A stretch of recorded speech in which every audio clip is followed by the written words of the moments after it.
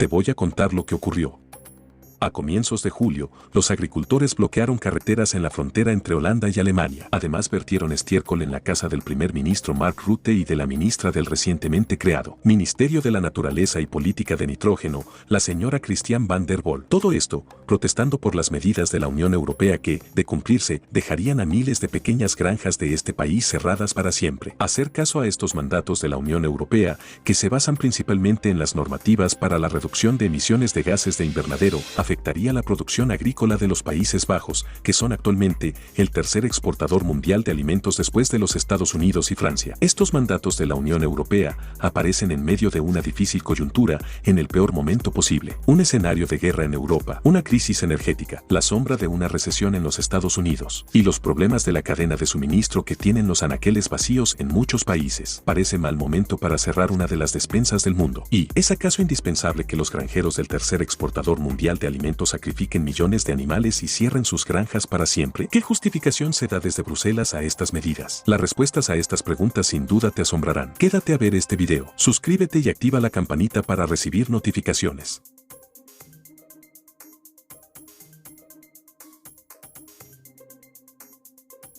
Según un artículo en The Defender, la nueva medida política holandesa se deriva de una orden judicial de 2019 según la cual la contaminación por compuestos de nitrógeno en los Países Bajos tendrá que reducirse entre un 70% y un 80%. La aplicación de esta medida significaría que, para cumplir las nuevas normas, habría que reducir drásticamente la cantidad de cabezas de ganado, y eso significa que habría que comprar las granjas de algunos ganaderos y cerrar sus explotaciones. Lo que significaría, los productores de leche que quieran ser comprados tienen que reducir sus existencias de ganado en un 95% y renunciar permanentemente a su derecho a aumentar las existencias en el futuro. En las explotaciones de cerdos, pollos y pavos, este porcentaje es del 80%. Es decir, ¿es obligatorio reducir las cabezas de ganado a un 5% de las existentes? ¿Es obligatorio reducir las restantes especies a un 20%? Esto sería acabar con una tercera parte de las exportaciones agrarias del país, reduciendo drásticamente la producción de ganado y la carne, y también reducir todo el subsector lácteo a unas proporciones mínimas. Por lo tanto, se tendría el colapso de toda la cadena productiva de la leche, el queso y todo tipo de derivados lácteos, su cadena de transporte,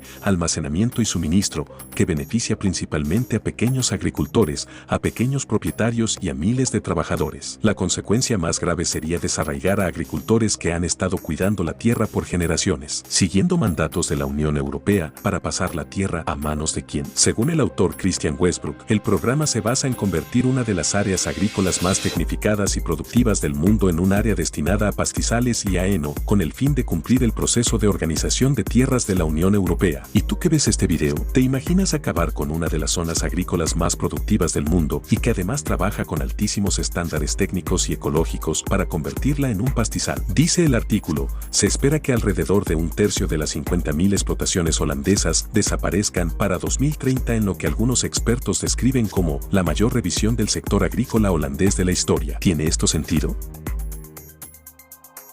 Cuando se analiza el problema de las políticas del nitrógeno en muchos artículos de prensa, es notorio como en mucha información dada al público, se menciona al nitrógeno como un contaminante. Pero el nitrógeno no es un contaminante. Es uno de los elementos más abundantes del universo y en la atmósfera de la Tierra corresponde al 78% del aire que respiramos. Un 80% de los átomos que respiras viendo este video son átomos de nitrógeno. Ahora bien, un elemento tan abundante circula por la Tierra en lo que conocemos como el ciclo del nitrógeno, y en este ciclo forma óxidos, porque el oxígeno también es abundante en la Tierra y estos óxidos se forman y se descomponen naturalmente en este ciclo, como lo han hecho por millones de años, dando vida a los animales y a las plantas. Entonces, si el nitrógeno no es un contaminante y los óxidos de nitrógeno se forman naturalmente, entonces, ¿en qué se centraría el problema? Si tenemos animales en la mitad del África aislados, cebras, elefantes, hipopótamos y cocodrilos, en un estado salvaje, sin presencia humana, el ciclo del nitrógeno continuaría y los animales seguirían viviendo gracias a este ciclo. Dicho esto, y teniendo una base científica sólida en lo que mencionamos anteriormente,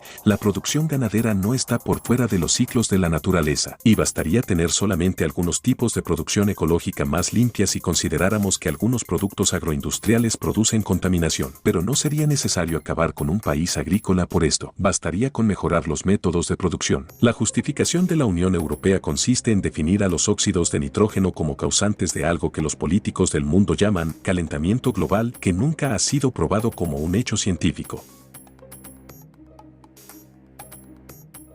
¿De dónde viene esta tendencia mundial de identificar a la producción agrícola y especialmente a la producción cárnica como algo inmoral y antiecológico? El artículo de Defender, Westbrook nos da su opinión. El investigador agrícola, permacultor y autor Christian Westbrook, también conocido como el agricultor de la edad de hielo, dijo que la Fundación Rockefeller y la Fundación Bill y Melinda Gates llevan tiempo impulsando la idea de la llamada Revolución Verde, basada en la idea de que los animales y las plantas son sucios y peligrosos. Westbrook advirtió que las narrativas elaboradas para atraer a los consumidores verdes ocultan una intención más perversa por parte de una élite que, de hecho, está en proceso de lanzar una toma de posesión hostil del sistema alimentario mundial. El artículo muestra otras visiones. Para la académica y activista medioambiental Vandana Shive, los problemas de contaminación del campo dependen más de la industria química. Critica las medidas antidemocráticas del gobierno holandés y explica: la respuesta científica y justa al problema del nitrógeno es pasar de la agricultura química a la agricultura ecológica biodiversa